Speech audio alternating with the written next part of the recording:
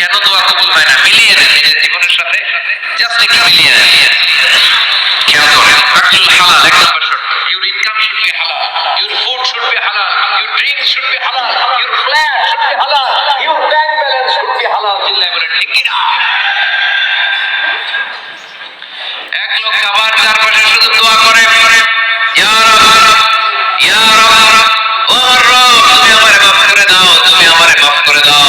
এই সাহাবীর কান্নাকাটি দেখে, এই লোকের কান্নাকাটি দেখে অন্য সাহাবারা বলল, আজকের সব সওয়াব এই লোকে নিয়ে যাবে, সব সওয়াব তার তোমার। এর দোয়া কবুল। আল্লাহর হাবিব বললেন, ওয়া মাতআমুহু হারাম, ও যা খায় হারাম খায়, ওয়া মাশরাবুহু হারাম, যা পান করে হারাম, মালবাসুহু হারাম, তার ড্রেস এটা হারাম টাকা থেকে আসে। ফাআন্না ইউস্তাজাবু লাহু, কেমন করে আল্লাহ ওর দোয়া কবুল করবে? আল্লাহ ঠেকা পড়ছে নাকি? ইন্নাল্লাহা তাইয়্যিব লা ইয়াকবালু ইল্লা তাইয়্যিবা। আল্লাহ নিজে পবিত্র, আল্লাহ পবিত্র ছাড়া কোনো অপবিত্র জিনিস গ্রহণ করে না। জিহাদের ময়দানে একজন সাহাবী ছিল, সর্বপ্রথম তীর মেরেছিল, নাম কে বলতে পারবে? সাআদ বিন আবি ওয়াক্কাস রাদিয়াল্লাহু তাআলা আনহু। উনি একবার আল্লাহর হাবিবকে বললেন, ইয়া রাসূলুল্লাহ, উদউ আল্লাহ আইয়াজআলানি মুস্তাজাবা দাওয়া। ও নবী, আপনি তো দোয়া করলে কবুল হয়, আপনি একটু আমার জন্য দোয়া করেন, আল্লাহ যেন আমারে মুস্তাজাবা দাওয়া বানিয়ে দেয়। কি বানিয়ে দেয়? মুস্তাজাবা দাওয়া মানে কি জানেন? যিনি চাইতে দেরি, কবুল হতে দেরি হয়। আল্লাহর হাবিব বললেন, ইয়া সাআদ, হে সাআদ, আতি মা তা'মাল তাকুন মুস্তাজাবা দাওয়া। সাআদ, তুমি যেটা খাবে এটা হালাল খেও, হালাল খেলেই তুমি মুস্তাজাবা দাওয়া। সুবহানাল্লাহ পড়বেন না? আকলুল হালাল শারতুন লিকবুলিদ দুআ, দোয়া কবুলের প্রথম শর্ত। হারাম খেয়ে দোয়া করলে ওই দোয়া কখনো কবুল হবে না। দুই নম্বর শর্ত, দোয়াটা করতে হবে একজনের কাছে, তিনি কে? চাইতে হবে একজনের কাছে, তিনি কে? মসজিদে যে আল্লাহর কাছে চাইলেন, দরবারে যে বাবার কাছে চাইলেন, দোয়া কবুল কবুল হবে? হবে। চাইতে হবে একজনের কাছে, তিনি কে? অন্য কোথাও যেন আমরা না চাই।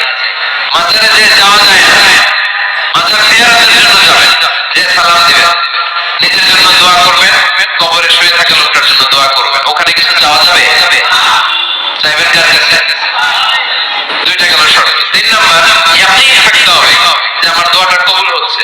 যখন দোয়া করবেন আপনার এই বিশ্বাস থাকতে হবে, আমার রব আমার ফরিয়াদ শুনছে, তিনি আমার কথা শুনতে পাচ্ছে, আমি চাওয়া মাত্রই তিনি সব দিয়ে দিতে পারে, এবং আমার রব আমাকে ফিরাবে না, তিনি দিবেন। এরকম ইয়াকিন থাকতে হবে। উদউ আল্লাহ ওয়া আনতুম মুকিনুনা বিল ইজাবা, এমন ভাবে দোয়া করো যে তুমি সুনিশ্চিত এই দোয়া কবুল হবেই হবে। এই নিশ্চয়তা নিজে নিজে নিয়ে নেবে। আল্লাহর উপর ভরসা কম আমাদের, এই ভরসা জাগে না, যারা উনি দিবেনই নিশ্চিত। আপনি নিশ্চিত হলে পেয়ে যাবেন নিশ্চিত। আপনার মধ্যে যদি সন্দেহ হয় যে কবুল হয় না না হয়, ওই দোয়া জীবনেও কবুল হবে না, ঠিক কিনা? চার নম্বর শর্ত, সালাতু আলা রাসূলিল্লাহ, আল্লাহর হাবিব সাল্লাল্লাহু আলাইহি ওয়াসাল্লামের উপর দুরূদ পড়া। কুল্লু দুআ মাওকুফুন বাইনাস সামাই ওয়াল আরদ, আমরা যা দোয়া করি সব আকাশ জমিনের মাঝখানে পেন্ডিং হয়ে থাকে। মা লা ইল্লাল্লাহ আলাইহি, আল্লাহর হাবিব বললেন, যতক্ষণ না আমার উপর দুরূদ শরীফ পড়া হয়। আওয়াজ করে সবাই পড়েন, সাল্লাল্লাহু আলাইহি ওয়াসাল্লাম।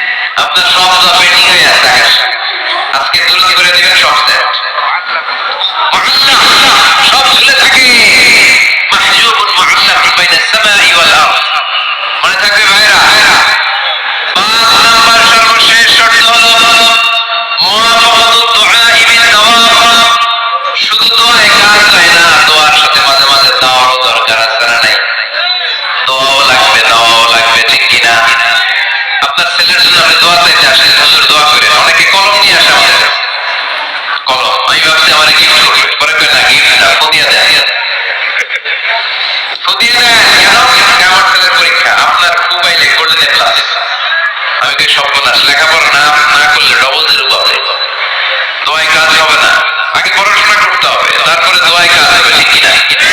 দোয়াটা ভ্যালিউ অ্যাড করে, অ্যাড দ্য ভ্যালিউ। কিন্তু আগে লাগবে লেখাপড়া, আগে লেখাপড়া। অসুস্থ হয়েছেন খালি দোয়া চাইতেন, চিকিৎসা নেওয়া বড় সুন্নাহ। আল্লাহ হাবিব সাল্লাল্লাহু আলাইহি ওয়াসাল্লাম অসুস্থ হলে চিকিৎসা নিতেন, সুবহানাল্লাহ পড়েন। দোয়ার সাথে দোয়া লাগবে। এক ছেলে বিশ্বের হুজুরের কাছে দোয়া চাইছে, হুজুর আমার সন্তান নাই, আল্লাহ যেন একটা ছেলে দেয়, দোয়া করেন। হুজুর দোয়া করছেন, ছেলে হয়নি।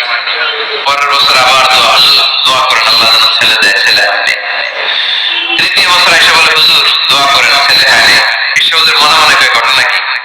ওর ছেলে হয় না। জিজ্ঞেস করলো, বাবা তুমি কি বিয়ে করছো? কয় না, বিয়া তো করি নাই। বিশ্ব হুজুর বললেন, আগে বিয়েটা তো করবি, তারপরে না সন্তান। তো বিয়ের পর্বটা তো সারো, তবেই না সন্তান পাওয়া যাবে, ঠিক কিনা?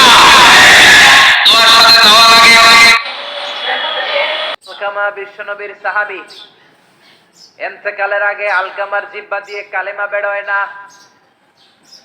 3 দিন যাবত বিছানায় পড়ে আছে, মুমূর্ষ, মরে যাবে, কিন্তু জিহ্বা দিয়ে কালেমা বের হয় না। বিশ্বনবী বলেছেন, লাকিনু মাউতাকুম লা ইলাহা ইল্লাল্লাহ। তোমরা মরণের আগে তোমাদের মুমূর্ষ রোগী মৃতদের সামনে লা ইলাহার তালকিন দাও। যখন দেখবেন আপনার চাচার রুহুটা বের হয়ে যাচ্ছে, দাদার রুহুটা বের হয়ে যাচ্ছে, বাবার রুহু বের হয়ে যাচ্ছে, তার শিওরের সামনে, কানের সামনে বসে পড়তে আরম্ভ করবেন, লা ইলাহা